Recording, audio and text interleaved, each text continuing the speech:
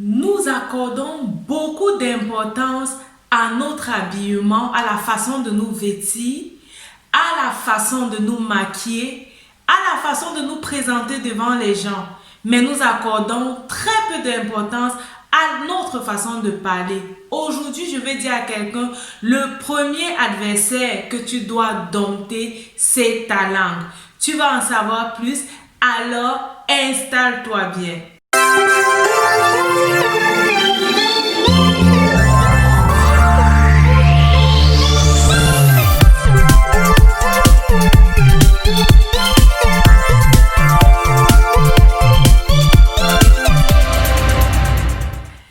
Salut, bienvenue à quelques minutes d'encouragement. Je suis Myriam et je suis très contente que tu prennes de ton temps pour regarder cette vidéo aujourd'hui.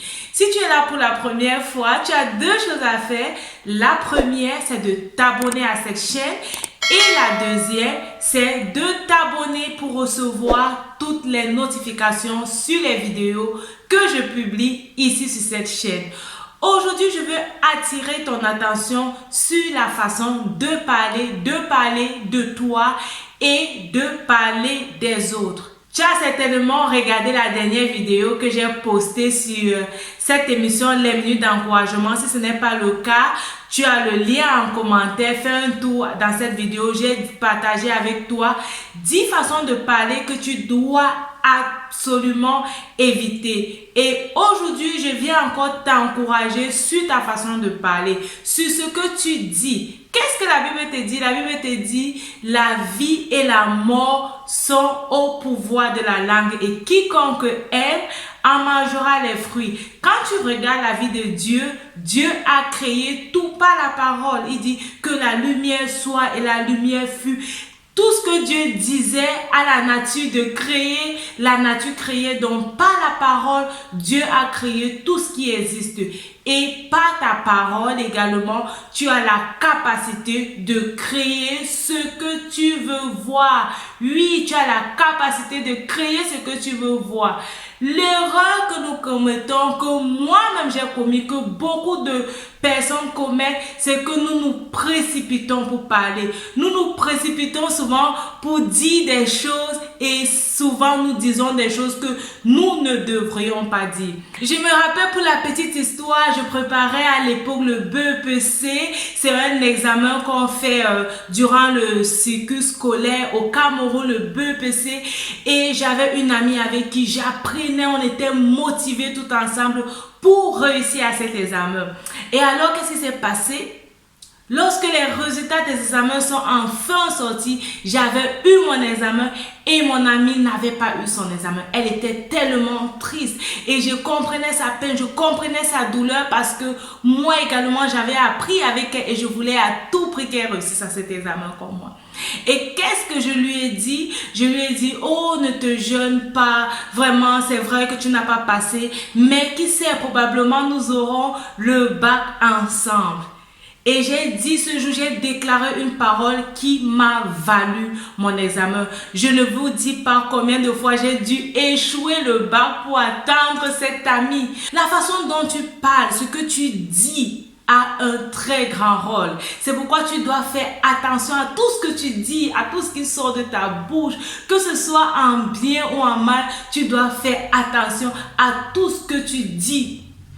Et aujourd'hui, je veux t'encourager à dire des choses positives. Dis ce que tu veux voir. Si tu veux réussir dans la vie, utilise ta bouche pour dire que je vais réussir. Si tu veux avoir le bonheur, utilise ta bouche pour dire que tu vas avoir le bonheur.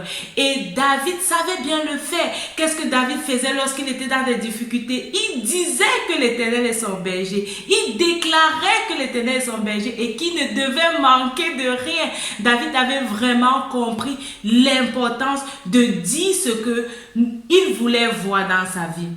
Et beaucoup de chrétiens aujourd'hui, beaucoup de gens hésitent. On a tellement pris l'habitude de se déprécier qu'on trouve bien de dire devant les autres ce qu'on n'est pas. Peut-être parce qu'on se dit que si on dit ce qu'on aimerait être, les autres vont nous envier, les autres vont dire qu'on se gonfle, les autres vont dire qu'on se moque d'eux, les autres vont dire qu'on se rabaisse. Ne t'occupe pas de ce que les autres disent, ne t'occupe pas de ce que les autres pensent que tu veux dire, mais focalise-toi sur ce que la Bible dit que tu es. Focalise-toi sur où Dieu veut t'amener.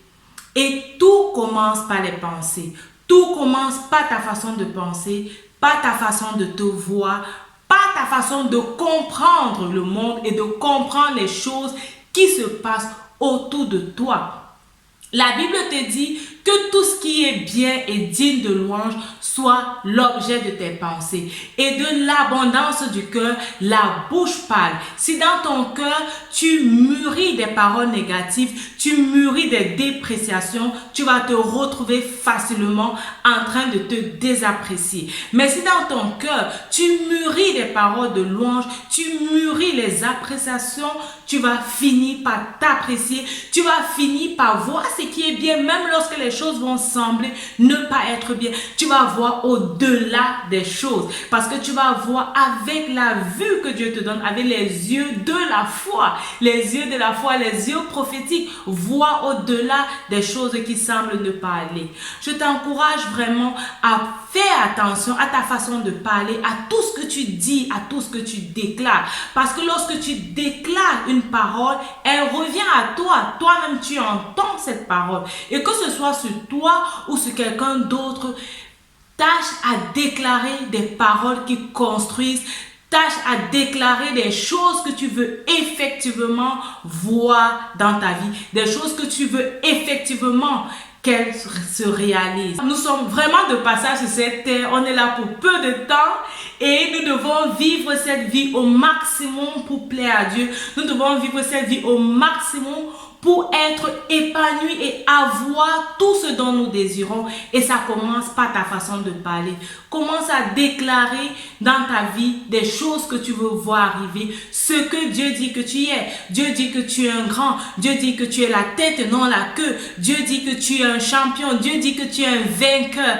Alors, déclare ces paroles. Déclare que tu es un vainqueur. Déclare que tu es quelqu'un qui réussit dans tout ce qu'elle entreprend. Déclare que tu es une personne qui s'entoure de bonnes personnes qui te propulsent davantage vers ta destinée et qui t'aident à aller dans cette voie que Dieu a prévue pour toi. N'oublie pas de me laisser en commentaire ce que tu penses de cette vidéo, ce que tu penses de ce genre de thème. Est-ce que tu voudrais que j'aborde davantage de thèmes pareils? Alors rappelle-toi, ta vie c'est un don de Dieu et la façon dont tu la vis c'est un don que tu fais à Dieu.